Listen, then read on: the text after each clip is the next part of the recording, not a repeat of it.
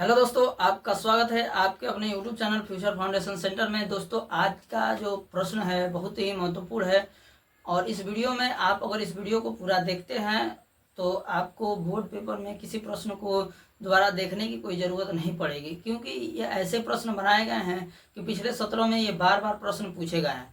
तो इन प्रश्नों को आप लोग ध्यान से देखिएगा और समझिएगा, क्योंकि ऐसे प्रश्न बार बार नहीं मिलते हैं। आप लोग वीडियो को पूरा देखिए और वीडियो पसंद आए तो वीडियो को लाइक जरूर करें, शेयर करें और चैनल पे यदि नए हैं तो चैनल को सब्सक्राइब जरूर करेंगे। ठीक है, आज का पहला प्रश्न हम देखते हैं। पहला प्रश्न है हमारा, देखेंगे। पहला प्रश्न दे रहा है कि चिंतामणि के रचयिता है। हमें बताना है कि चिंतामणि के रचयिता कौन है, लेखक कौन है। पहला ऑप्शन दे रहा है कि डॉक्टर राम कुमार वर्मा, दूसरा ऑप्शन दे रहा है जयशंकर प्रसाद, तीसरा ऑप्शन दे रहा है आचार्य रामचंद्र शुक्ल और चौथा दे रहा है प्रेमचंद्र। ठीक है, तो देखिए आपके सामने चिंतामणि के रचनाकार का नाम पूछ रहा है। ठीक है, रचनाकार का हमें नाम बताना। देखिए, तीन चीज याद करना महत्वपूर्ण होता है।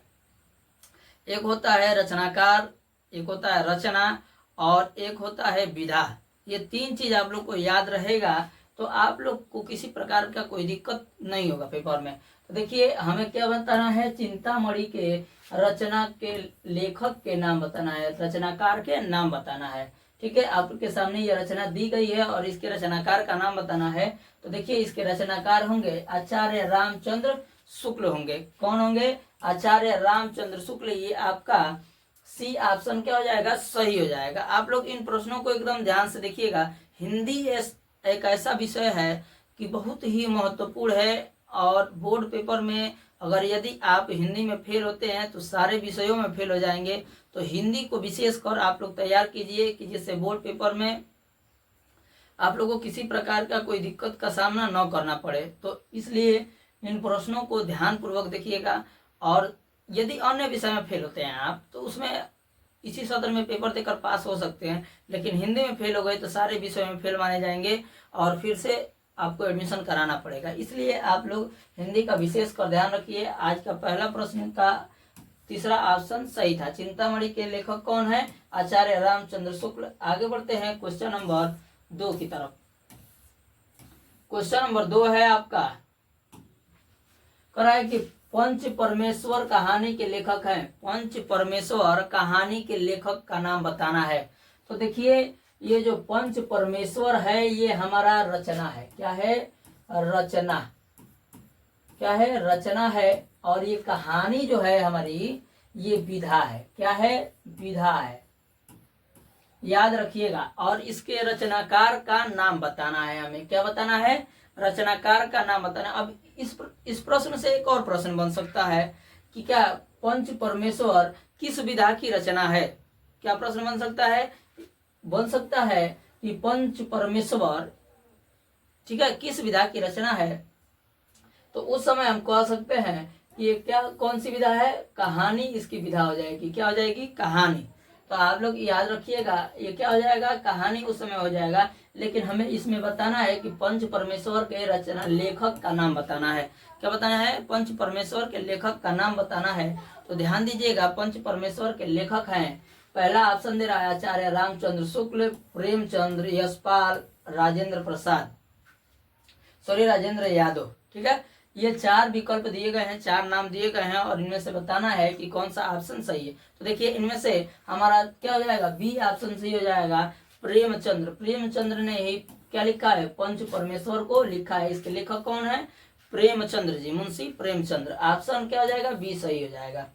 आगे बढ़ते हैं इसी तरह तीसरे प्रश्न की तरफ। तीसरा प्रश्न है आपका, जयशंकर प्रसाद का नाटक नहीं है। इसमें बताना है कि जयशंकर प्रसाद का नाटक जो नहीं है वो बताना है। पहला कह रहा है ध्रुव स्वामिनी, चंद्रगुप्त, लहरों के राजहंस और स्कंदगुप्त।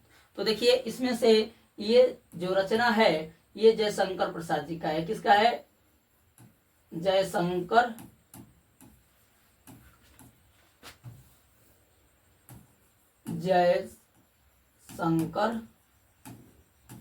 प्रसाद, ठीक है ना। ये भी रचना इन्हीं का है और ये रचना भी इन्हीं का है।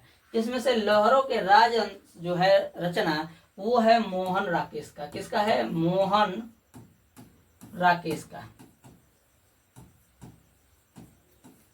याद रखिएगा, लहरों के राज हंस जो है वो किसका है, मोहन राकेश का। और एक हंस पूछता है, ठीक है, एक रचना हंस है, ठीक है ना। हंस रचना जो है वो है मुंशी प्रेमचंद्र का, मुंशी प्रेमचंद्र का।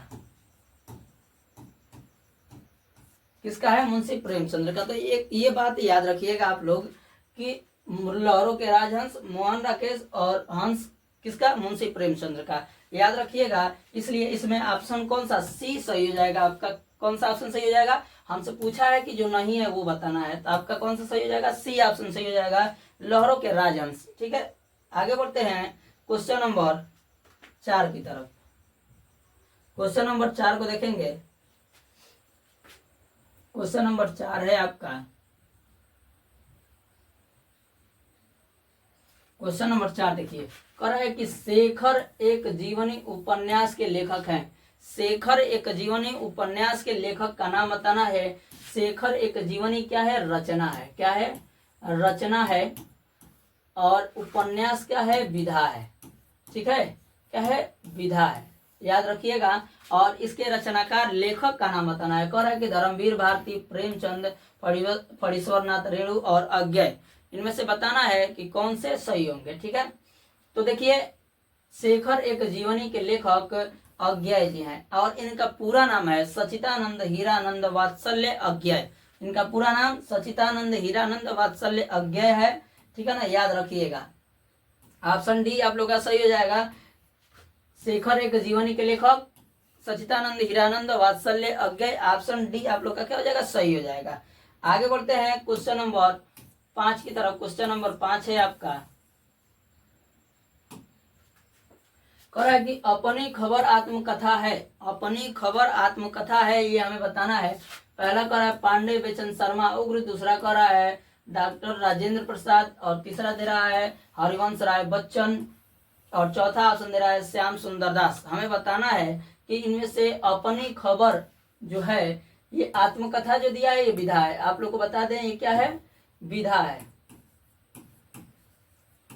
विधा है, याद रखिएगा। आत्मकथा जो दिया है ये विधा है, अपनी खबर रचना है, और हमको लेखक का नाम बताना है, रचनाकार का नाम बताना है। ठीक है, तो देखिए अपनी खबर के लेखक हैं पांडे बेचन शर्मा उग्र। कौन है, पांडे बेचन शर्मा उग्र। ऑप्शन ए आप लोग का क्या हो जाएगा, सही हो जाएगा। ऑप्शन ए बिल्कुल करेक्ट होगा, क्या हो जाएगा, पांडे बेचन शर्मा उग्र, ऑप्शन ए, याद रखिएगा। आगे बढ़ते हैं क्वेश्चन नंबर 6 की तरफ।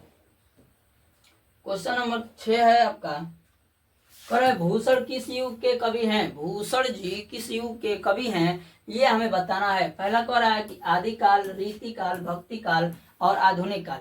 इन 4 ऑप्शन में से हम लोग को बताना है कि कौन सा ऑप्शन सही है। तो देखिए भूषण जी जो हैं वो रीति काल के कवि हैं। किस काल के कवि हैं, रीति काल के हैं कवि। ठीक है, ऑप्शन क्या हो जाएगा, बी सही हो जाएगा। ठीक है, वीडियो में पूरा बनकर वीडियो को देखें। यदि वीडियो पसंद आता है तो वीडियो को लाइक करें, शेयर करें, और चैनल पे नए हैं तो चैनल को सब्सक्राइब करें। ठीक है, ऑप्शन बी आपका सही है। आगे बढ़ते हैं क्वेश्चन नंबर 7 की तरफ। क्वेश्चन नंबर 7 को देखेंगे। क्वेश्चन नंबर 7 आपका दे रहा है,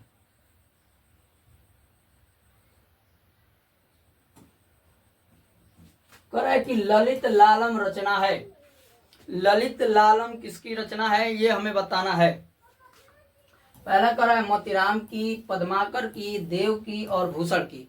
इन 4 लेखकों में से हमें बताना है कि किस लेखक की रचना क्या है, ललित लालम है हमारी। ठीक है, तो ध्यान दीजिएगा इस प्रश्न पे कि ललित लालम रचना जो है वो है मोतीराम जी की। किसकी है, मोतीराम की है। ऑप्शन ए आप लोग का क्या हो जाएगा, बिल्कुल करेक्ट हो जाएगा। लेखक का नाम और रचना का नाम याद रखिएगा, क्या, ललित लालम किसकी रचना है, मोतीराम जी की है, याद रखिएगा। ठीक है, आगे बढ़ते हैं क्वेश्चन नंबर 8 की तरफ। क्वेश्चन नंबर 8 है आज का, क्वेश्चन नंबर 8 है आपका, कह रहा है कि यशोधरा रचना है। यशोधरा किसकी रचना है ये हमें बताना है। ठीक है ना, यशोधरा किसकी रचना है ये हमें बताना है। जयशंकर प्रसाद का है, महादेवी वर्मा का है, सुमित्रानंदन पंत का है, या मैथिली शरण गुप्त का है। इन 4 में से लेखकों में से हमें बताना है ये किसकी रचना है? क्या? यशोधरा, ठीक है ना। तो देखिए यशोधरा मैथिली शरण गुप्त जी की रचना है। किसकी रचना है? मैथिली शरण गुप्त जी की रचना है। याद रखिएगा किसकी रचना है? मैथिली शरण गुप्त जी की। ऑप्शन आप लोग का क्या हो जाएगा? डी सही हो जाएगा। याद रखिएगा एकदम सभी प्रश्न ऐसे हैं कि आपको अपने दिमाग में बैठाना अति आवश्यक है, ठीक है। वो सारे प्रश्न इसमें बताए जाएंगे जो आपके बोर्ड पेपर में पूछता है, ठीक है ना। तो देखिए आपके बोर्ड पेपर में ये प्रश्न जरूर पूछेगा। ये ऑप्शन डी आप लोग का क्या हो जाएगा? बिल्कुल सही हो जाएगा। आगे बढ़ते हैं क्वेश्चन नंबर 9 की तरफ। क्वेश्चन नंबर 9 है आपका, ध्यान दीजिएगा। क्वेश्चन नंबर 9 कह रहा है कि आंगन के पार द्वार रचना है। रचना का नाम है आंगन के पार द्वार, ठीक है। और रचनाकार का हमें नाम बताना है कि जयशंकर प्रसाद जी हैं, अज्ञेय जी हैं, रामधारी सिंह दिनकर जी हैं या नरेंद्र शर्मा जी हैं। कौन है इनमें से हमको बताना है, ठीक है ना। तो देखिए आंगन के पार द्वार के रचनाकार हैं नरेंद्र शर्मा। कौन है? नरेंद्र शर्मा जी हैं। ऑप्शन डी आप लोग का क्या हो जाएगा? सही हो जाएगा। आगे बढ़ते हैं क्वेश्चन नंबर 10 की तरफ। क्वेश्चन नंबर 10 है आपका। क्वेश्चन नंबर 10 को देखेंगे। क्वेश्चन नंबर 10 दे रहा है कि दीप शिखा काव्य संग्रह है।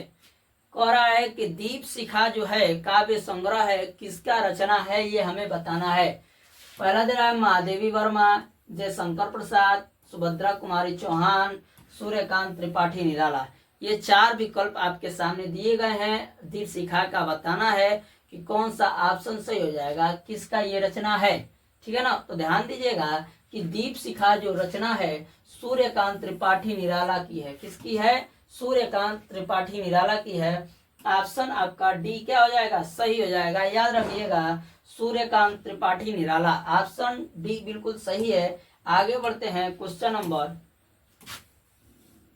11 की तरफ। क्वेश्चन नंबर 11 की तरफ बढ़ते हैं। क्वेश्चन नंबर 11 है आपका कि करुण रस का अस्थाई भाव। क्या बताना है? करुण रस का अस्थाई भाव। पहला दिया है रौद्र, उत्साह, अद्भुत और शोक। तो देखिए करुण का मतलब होता है दुख, ठीक है। क्या होता है? दुख होता है। जैसे हास्य का मतलब होता है हंसी, ठीक है। हंसी से तात्पर्य उसका होता है। उसी तरह करुण रस का अस्थाई भाव अगर पूछे तो इसका अर्थ होता है शोक। करुण का होता है क्या होता है? शोक होता है, दुख होता है, ठीक है ना। जिसमें क्या होता है? मन को किसी प्रकार का कष्ट पहुंचे, तकलीफ हो, उस समय क्या होता है? करुण रस होता है। और करुण रस का अस्थाई भाव क्या होता है? शोक होता है, ठीक है। किसी के मृत्यु, दुर्घटना के जब ऐसी स्थिति आती है तो वहां पे क्या हो जाता है? शोक हो जाता है, शोक प्रकट करते हैं हम, और वो क्या होता है? करुण रस होता है। यानी कि हमारा डी ऑप्शन क्या हो जाएगा? बिल्कुल सही हो जाएगा। आगे बढ़ते हैं क्वेश्चन नंबर 12 की तरफ। क्वेश्चन नंबर 12 है आपका, ठीक है। चरण कमल बंदो हरिराई, उपर्युक्त पंक्ति में अलंकार हमें बताना है। क्या बताना है? उपर्युक्त पंक्ति में अलंकार। तो बात को समझिएगा आप कि चरण कमल बंदो हरिराई, इसमें तुलना किया गया है किसका? चरणों का। चरण को किसके समान बताया गया है? कमल के समान बताया गया है। इसलिए यहाँ पे क्या हो जाएगा? रूपक अलंकार हो जाएगा। ये ऑप्शन सी आप लोग का क्या हो जाएगा? बिल्कुल सही हो जाएगा। आगे बढ़ते हैं क्वेश्चन नंबर 13 की तरफ। क्वेश्चन नंबर 13 है। अब देखिए ये प्रश्न व्याकरण से बार बार पूछता है, ठीक है ना। देखिए दे रहा है कि यह सममात्रिक छंद है, इनमें 4 चरण होते हैं और प्रत्येक चरण में 24 मात्राएं होती हैं। कितनी मात्राएं होती हैं? 24 मात्राएं होती हैं। और 11 और 13 मात्राओं पर यति होता है। यह लक्षण किस छंद का है, ठीक है। किस छंद का है ये पूछ रहा है, ठीक है ना। तो देखिए पहला दे रहा है रोला, दूसरा दे रहा है दोहा, और तीसरा दे रहा है सोरठा, और चौथा दे रहा है ब्राइवेट, ठीक है। ये 4 विकल्प आपके सामने दिए गए हैं और हमें बताना है कि इनमें से ये किसका लक्षण है। तो ध्यान दीजिएगा कि सोरठा जो है ये सोरठा का लक्षण है, जिसमें 11 और 13 पर क्या होता है, यति होता है। इसी तरह हम अगर क्या दोहा की बात करें, ठीक है, तो ठीक रोला का उल्टा होता है दोहा, चाहे दोहा का उल्टा होता है रोला, तो उसमें 13 और 11 पर यति होता है। ठीक है, क्या होता है, 13 और 11 पर। ठीक है ना, याद रखिएगा ये किसका है, सोरठा का है। ये ऑप्शन सी आप लोग का क्या हो जाएगा, बिल्कुल सही हो जाएगा। ध्यान रखिएगा, सोरठा ऑप्शन सी। आगे बढ़ते हैं क्वेश्चन नंबर 14 की तरफ। क्वेश्चन नंबर 14 है आपका, 14 नंबर प्रश्न पे देखेंगे। अब देखिए कह रहा है कि पर्यावरण शब्द में प्रयुक्त उपसर्ग है। क्या पूछ रहा है कि पर्यावरण शब्द में उपसर्ग बताना है हमें। ठीक है, तो देखिए इसका अगर हम संधि विच्छेद करते हैं तो होता है परिधन आवरण। क्या होता है, परिधन आवरण। ध्यान दीजिएगा, क्या हो जाता है, परिधन आवरण, आवरण, इसका संधि विच्छेद होता है। ठीक है, तो हमेशा आप लोग ध्यान रखिएगा कि जब भी अगर उपसर्ग की बात करें, ठीक है ना, यदि उपसर्ग का बात कह रहा है कहीं भी किसी शब्द में, तो वहां पे हमेशा उपसर्ग आगे जुड़ता है। कहाँ जुड़ता है, आगे जुड़ता है। ठीक है, शब्द के आगे जुड़ता है। ठीक है ना, जैसे हम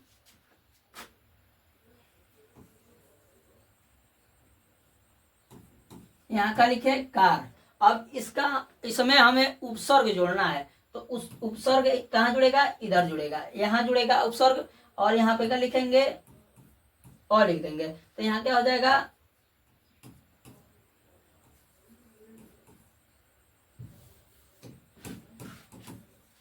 आकार।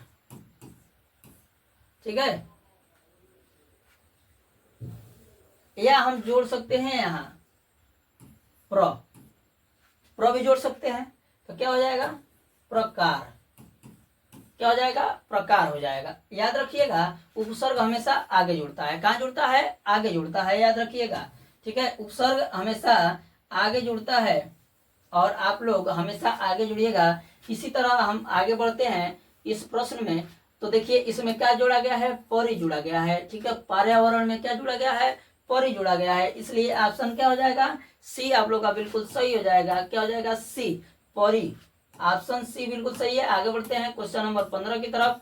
क्वेश्चन नंबर 15 है आपका कि महानता शब्द में किस प्रत्यय का प्रयोग हुआ है। अभी देखिए उपसर्ग आपसे पूछा था, तो उपसर्ग में बताए हैं कि उपसर्ग हमेशा आगे जुड़ता है और प्रत्यय में हमेशा पीछे जुड़ता है। याद रखिएगा, उपसर्ग में आगे जुड़ता है और प्रत्यय में पीछे जुड़ता है। तो देखिए ये क्या है, महानता। तो महानता का पहले संधि विच्छेद करें तो हो जाएगा महानता का महान धन ता, महान धन ता, ये हमारा संधि विच्छेद होगा। अब देखिए प्रत्यय कहाँ जुड़ता है, अंत में जुड़ता है। कहाँ जुड़ता है, अंत में जुड़ता है, चाहे आदि में जुड़ता है। ठीक है ना, आदि अंत। ठीक है, अंत में जुड़ता है, याद रखिएगा। तो अंत में क्या जुड़ा है, ता जुड़ा है, तो हमारा क्या हो जाएगा, ता हो जाएगा। याद रखिएगा हमेशा कि प्रत्यय अंत में जुड़ता है, लास्ट में जुड़ता है, और लास्ट में क्या हमारा जुड़ा है, ता जुड़ा है, तो हमारा इसमें क्या हो जाएगा, ता हो जाएगा। ऑप्शन बी सही हो जाएगा। ठीक है ना, याद रखिएगा सभी प्रश्नों को जैसे बताया जा रहा है, माइंड में बैठाएंगे तो सारे प्रश्न सिंपल हो जाएंगे, आसान हो जाएंगे। ठीक है ना, और आसानी से आप बोर्ड पेपर में अच्छा से अच्छा नंबर ला सकेंगे। ठीक है ना, आज का 16 नंबर प्रश्न है हमारा। ठीक है ना, आपके आगे 16 नंबर प्रश्न दे रहा है कि सुख दुख में समास है। सुख दुख में समास है, ये हमें बताना है। पर द्विगु, अव्ययी भाव, कर्मधारय, द्वंद्व, इनमें कौन सा समास है ये हमें बताना है। ठीक है ना, तो देखिए अगर हम बात करें कि क्या दुख और सुख में समास कौन सा है, तो देखिए दुख और सुख, ठीक है, दुख और सुख, सुख दुख, ठीक है, काला गोरा, ऐसे जब शब्द आते हैं तो उस समय क्या होता है, होता है द्वंद्व समास। क्या होता है, द्वंद्व समास होता है। ठीक है ना, क्या होता है, द्वंद्व समास, याद रखिएगा, द्वंद्व समास। आगे बढ़ते हैं क्वेश्चन नंबर 17 की तरफ। क्वेश्चन नंबर 17 है आपका करण निम्नलिखित में से अग्नि का पर्यायवाची नहीं है। पूछ रहा है कि अग्नि का पर्यायवाची जो नहीं है वो बताना है। तो देखिए अनल है, अनिल है, पावक है, ज्वाला है। तो देखिए इसमें से अग्नि का पर्यायवाची कौन कौन सा है। अग्नि पर्यायवाची का मतलब ये होता है कि उसी व्यक्ति का कोई ठो नाम या किसी और नाम से भी उसे जाना जाए। ठीक है, जैसे हम अगर पृथ्वी की बात करें, धरती की बात करें, तो देखिए पृथ्वी को अगर कहें हम, क्या होता है पृथ्वी। अगर पृथ्वी की पर्यायवाची कहें हम, तो पृथ्वी का पर्यायवाची होता है धरती, भू, भूमि। ठीक है, ये सभी होते हैं, याद रखिएगा। तो जैसे हम क्या कहें, अगर हम पृथ्वी कहें, चाहे धरती कहें, चाहे भू कहें, चाहे भूमि कहें, बात तो एक ही कह रहे हैं, हम धरती को ही कह रहे हैं, पृथ्वी को ही कह रहे हैं।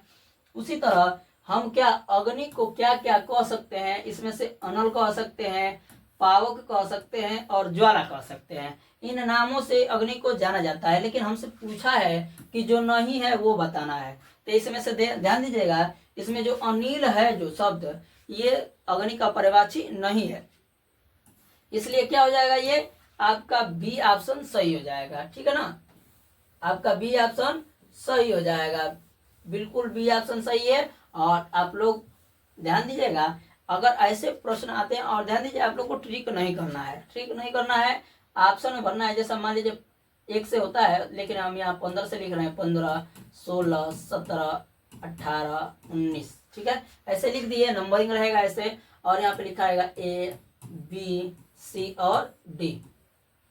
यहाँ पे गोला बनाया रहेगा। ठीक है, चार्टो गोला बना रहेगा। और ध्यान दीजिएगा कि अगर हम 17 का किए हैं, 17 नंबर प्रश्न है, 17 का बी सही है। कि कौन सा सही है, बी सही है। तो इसमें से बी कहाँ है, यहाँ है, तो इसका ये भर देंगे, न कि आप क्या करेंगे, इस समय भर देंगे। ठीक है, गलती हो जाएगा। और गोले को अच्छी तरह से अगर आप नहीं भरते हैं तो प्रश्न आपका गलत माना जाएगा। ठीक है, तो गोले को अच्छी तरह से भरिएगा, न कि गोले के बाहर छितरा दीजिएगा चारों तरफ ऐसे। ठीक है ना, ऐसे नहीं भरना है, गोले को अच्छी तरह से, अगर ये गोला है तो गोले को अच्छी तरह से इसमें भरना है, कहीं छोड़ना नहीं है। ठीक है ना, याद रखिएगा।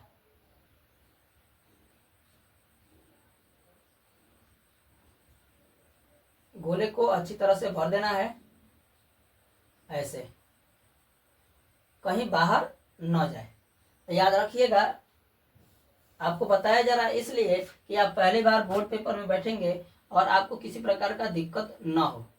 ठीक है ना, आगे बढ़ते हैं क्वेश्चन नंबर 18 की तरफ। क्वेश्चन नंबर 18 है आपका, कह रहा है कि अभ्युदय का संधि विच्छेद है। अभ्युदय का संधि विच्छेद बताना है हमें। अभ्युधन दय, अधन अभ्युदय, अधन उदय और अभिधन उदय।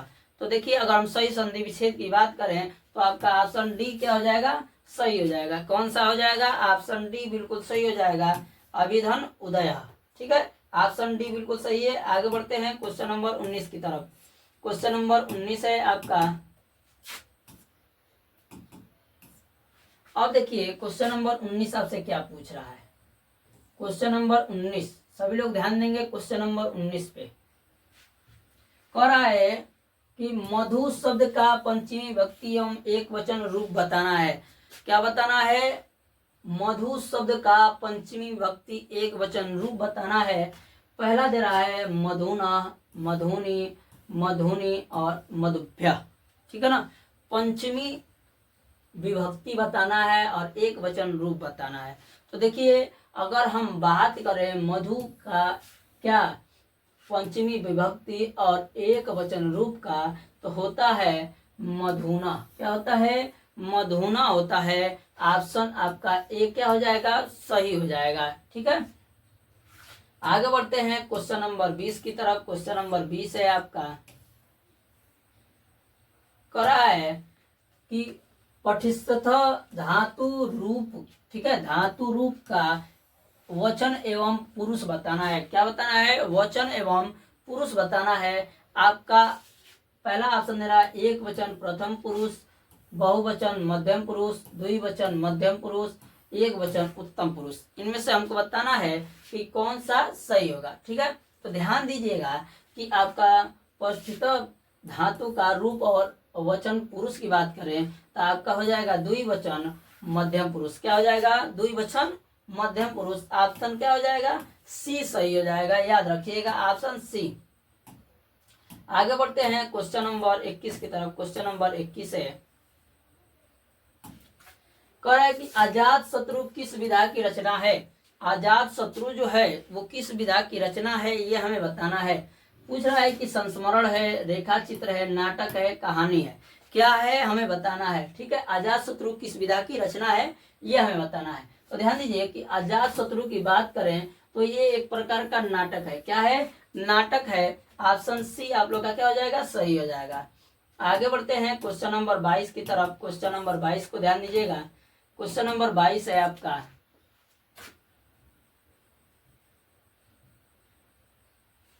क्वेश्चन नंबर 22 कह रहा है कि तितली उपन्यास है। तितली उपन्यास है ये हमें बताना है। कह रहा है कि जयशंकर प्रसाद का, प्रेमचंद्र का, जैनेन्द्र का और यशपाल का किसका है ये हमें बताना है कि तितली किसका उपन्यास है। तो देखिए तितली जो है वो रचना है, हम आप लोग बताए हैं कि रचना और विधा क्या है? विधा है। विधा, ये उपन्यास क्या है? विधा है। और रचनाकार का नाम बताना है। तो देखिए इसमें से रचनाकार होंगे जयशंकर प्रसाद जी। कौन होंगे? जयशंकर प्रसाद जी। ऑप्शन ए आप लोग का क्या हो जाएगा? सही हो जाएगा। आगे बढ़ते हैं क्वेश्चन नंबर 23 की तरफ। क्वेश्चन नंबर 23 है आपका कि सूरज का सातवां घोड़ा किस विधा की रचना है। हमें बताना है इसमें विधा, रचनाकार का नाम नहीं बताना है कि सूरज का सातवां घोड़ा किस विधा की रचना है। उपन्यास है, नाटक है, आत्मकथा है और काव्य है। क्या है ये हमें बताना है। तो देखिए सूरज का अगर सातवां घोड़ा की बात करें तो देखिए ये क्या है ये जान जाइए। तो ये है उपन्यास। क्या है? उपन्यास है। ये ऑप्शन ए आप लोग का क्या हो जाएगा? सही हो जाएगा। सूरज का सातवां घोड़ा उपन्यास है, याद रखिएगा। इसकी विधा क्या हो जाएगी? उपन्यास। आगे बढ़ते हैं क्वेश्चन नंबर 24 की तरफ। क्वेश्चन नंबर 24 है आपका, करे परीक्षा गुरु के लेखक हैं। और देखिए ये प्रश्न तो अनिवार्य रूप से पूछा है और पूछता रहा है। ठीक है, तो आप लोग इस प्रश्न को विशेष कर ध्यान रखिएगा, एकदम जरूरी रूप से। ठीक है ना। तो देखिए पहले दे रहा है इंशाअल्लाह खान, लाला श्रीनिवास दास, प्रेमचंद्र और सदा सुखलाल। तो देखिए परीक्षा गुरु के लेखक हैं, परीक्षा गुरु के लेखक हैं लाला श्रीनिवास दास। कौन है? लाला श्रीनिवास दास हैं। ये ऑप्शन आप लोग का क्या हो जाएगा? बी सही हो जाएगा। आगे बढ़ते हैं क्वेश्चन नंबर 25 की तरफ। क्वेश्चन नंबर 25 है,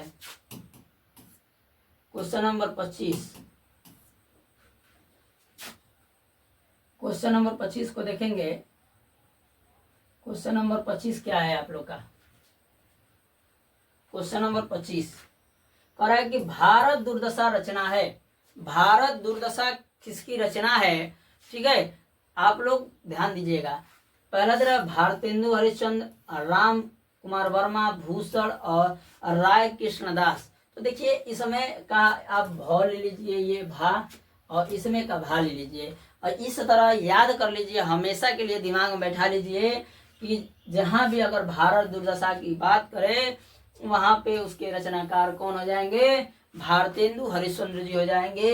ऑप्शन ए आप लोग का क्या है? बिल्कुल सही है। क्या? भारतेंदु हरिश्चंद्र जी। आगे बढ़ते हैं क्वेश्चन नंबर 26 की तरफ। क्वेश्चन नंबर 26, क्वेश्चन नंबर 26 का ध्यान देंगे कि कलम का सिपाही विधा है। कलम की सिपाही विधा है, किसकी विधा है ये हमें बताना है। ठीक है, सभी लोग ध्यान देंगे। पहला दे रहा है संस्मरण, जीवनी, रेखा चित्र और आत्मकथा। तो देखिए कलम का सिपाही जो है वो एक क्या है? जीवनी है। क्या है? जीवनी है। एक प्रकार का जीवनी है, अपने आप जीवनी। देखिए जीवनी किसी के जीवन के बारे में अगर लिखा जाए तो वो कहलाता है जीवनी। क्या कहलाता है? जीवनी। ठीक है, तो ये क्या है? एक प्रकार की जीवनी है। कलम का सिपाही ऑप्शन क्या हो जाएगा?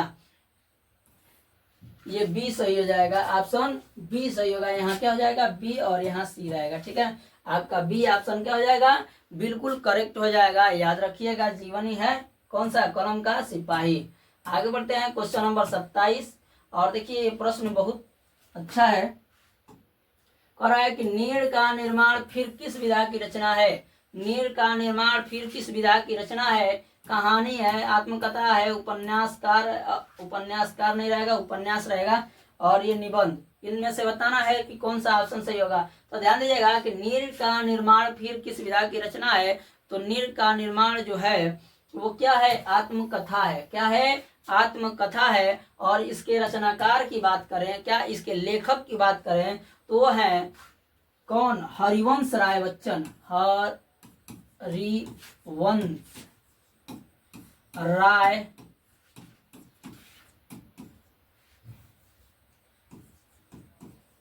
बच्चन। कौन है, हरिवंश राय बच्चन है इसके लेखक। किसके, नीड़ का निर्माण फिर इसके रचनाकार हरिवंश राय बच्चन। याद रखिएगा। ठीक है, आगे बढ़ते हैं क्वेश्चन नंबर 28 की तरफ। क्वेश्चन नंबर 28 है आज का। Question number 28।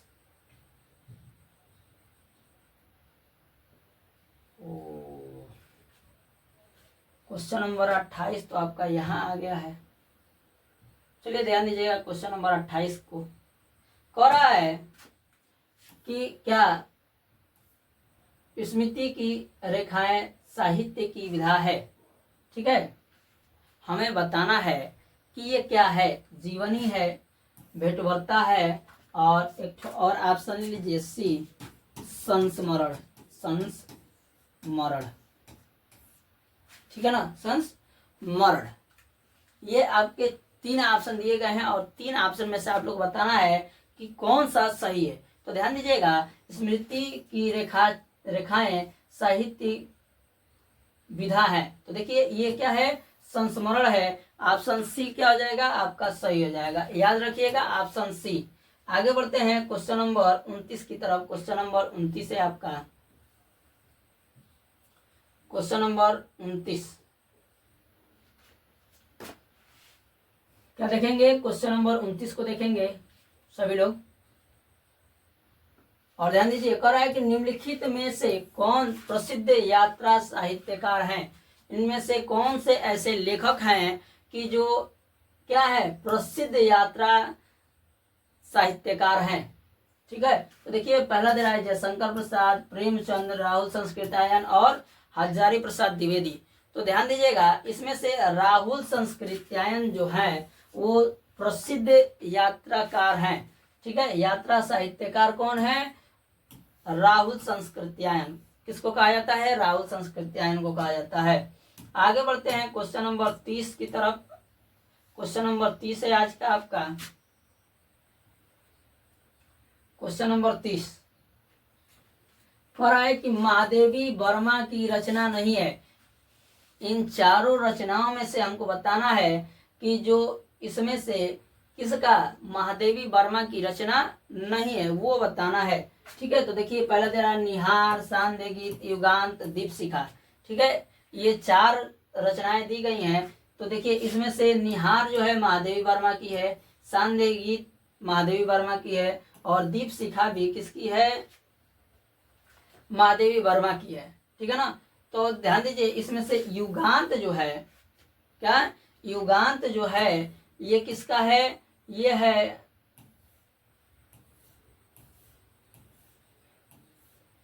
सूर्यकांत त्रिपाठी निराला जी का। ठीक है, ये ऑप्शन सी आप लोग का क्या हो जाएगा, सही हो जाएगा। क्या हो जाएगा, ऑप्शन सी सही हो जाएगा।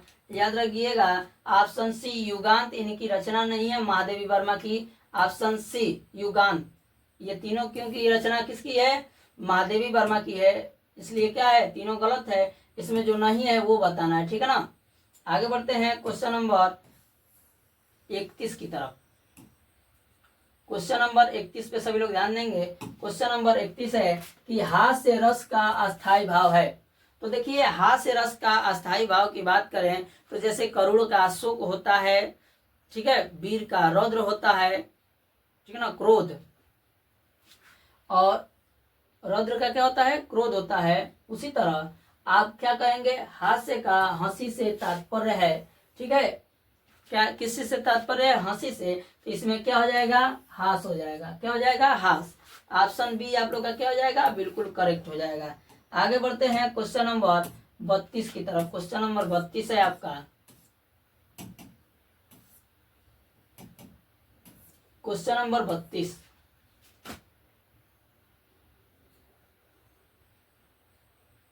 क्वेश्चन नंबर 32 ध्यान दीजिएगा कि पीपर पात सरिस मंडोला में अलंकार बताना है। पीपर पात सरिस मंडोला में अलंकार है, कह रहा है रूपक है, उपमा है, उत्प्रेक्षा है और अनुप्रास है। तो ध्यान दीजिए, पीपर पात सरिस मंडोला में उपमा अलंकार है। कौन सा अलंकार है, उपमा अलंकार है। ऑप्शन बी आप लोग का क्या हो जाएगा, सही हो जाएगा। आगे बढ़ते हैं क्वेश्चन नंबर 33 की तरफ। क्वेश्चन नंबर 33 है आपका, कह रहा है कि सोरठा छंद में चरण होते हैं। सोरठा छंद में कितने चरण होते हैं, 4 होते हैं, 2 होते हैं, 3 होते हैं और 1 होते हैं। तो देखिए सोरठा छंद में 4 चरण होते हैं। कौन कौन से, प्रथम चरण, द्वितीय चरण, तृतीय चरण और चतुर्थ चरण।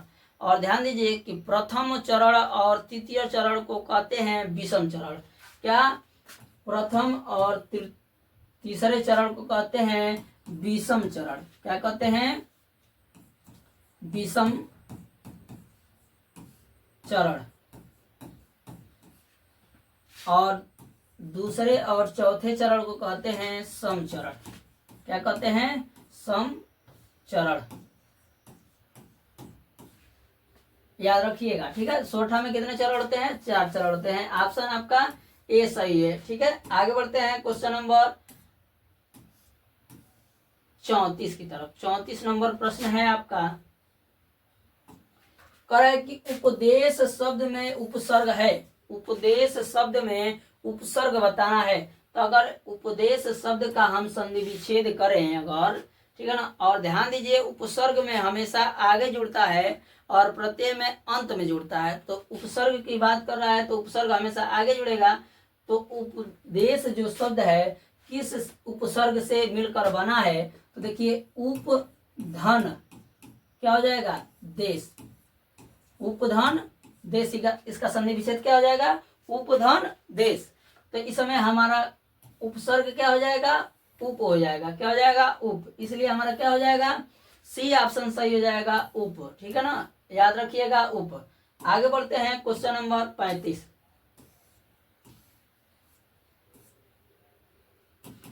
क्वेश्चन नंबर 35 है,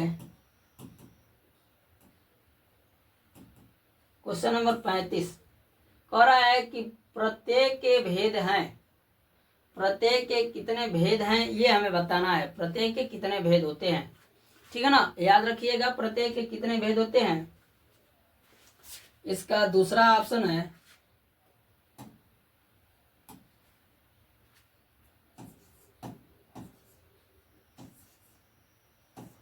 इसका दूसरा ऑप्शन है 3, तीसरा ऑप्शन है 5 और चौथा ऑप्शन दिया है इसका 2। और हमें बताना है कि इन चारों ऑप्शनों में से कौन सा ऑप्शन सही है, ठीक है, कि प्रत्येक के कितने भेद होते हैं, इसके प्रत्येक के भेद बताना है हमें। तो देखिए प्रत्येक की अगर भेद की बात करें तो प्रत्येक का भेद होता है 2। कितने होते हैं, 2 भेद होते हैं। ऑप्शन आप लोग का क्या हो जाएगा, डी सही हो जाएगा। आगे बढ़ते हैं क्वेश्चन नंबर 36 की तरफ। क्वेश्चन नंबर 36 है आपका,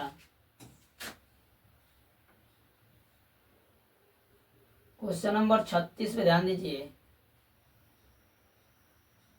क्वेश्चन नंबर 36,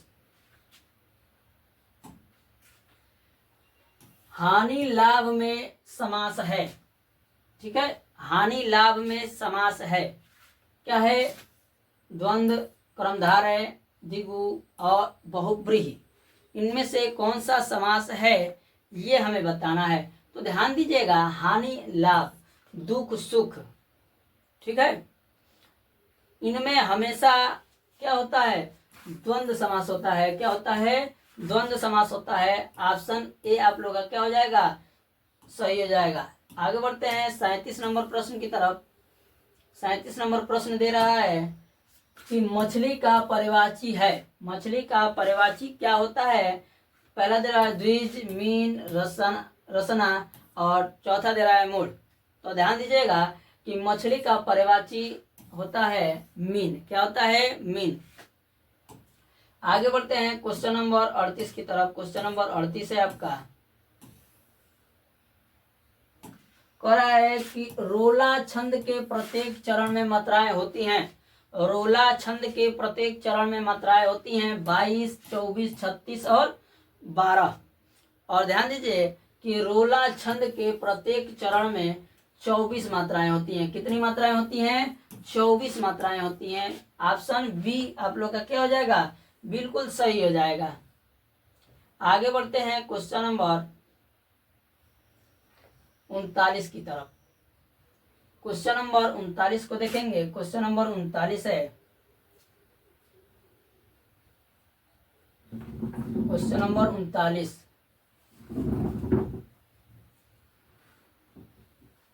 कह रहा है कि अनुग्रह शब्द में प्रत्यय बताना है। अनुग्रह शब्द में हमको क्या बताना है? उपसर्ग बताना है। और ध्यान दीजिए अभी बताए हैं हम कि क्या करते हैं, पहले इसका संधि विच्छेद करते हैं। तो क्या हो जाएगा? क्या हो जाएगा? अनुधन ग्रह। क्या हो जाएगा? अनुधन ग्रह। अब इसका क्या हो जाएगा? उपसर्ग। क्या हो जाएगा? अनु है आगे। हम बोले थे कि उपसर्ग कहाँ जुड़ता है? आगे जुड़ता है। और प्रत्यय की बात करें तो प्रत्यय पीछे जुड़ता है।